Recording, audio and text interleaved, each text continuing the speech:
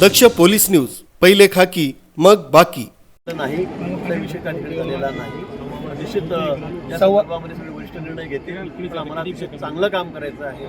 आम्हाला कुंभमेळा असल्यामुळे खूप जे चॅलेंजिंग आहे, आव्हानात्मक आहे. कालपर्यंत बोलणी सुरू होती, पण शेवटच्या टप्प्यामध्ये रात्री सकाळी पहाटे उपमहापौराचं नावही ठरलं. तर म्हणजे आमच्या मच्छिंद्र सानप यांचं नाव आम्ही जाहीर केलेलं होतं. आणि मूर्ती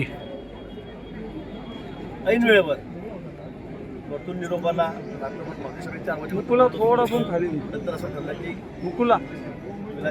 उपमहापौर करायचं.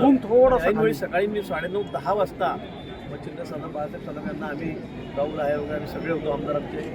आम्ही सगळ्यांनी त्यांना विनंती केली, सांगितलं आणि त्यांनी तात्काळ तो शब्द पाळला. तात्काळ म्हणजे काही हरकत नाही, पक्षासाठी मी माघार घेतो.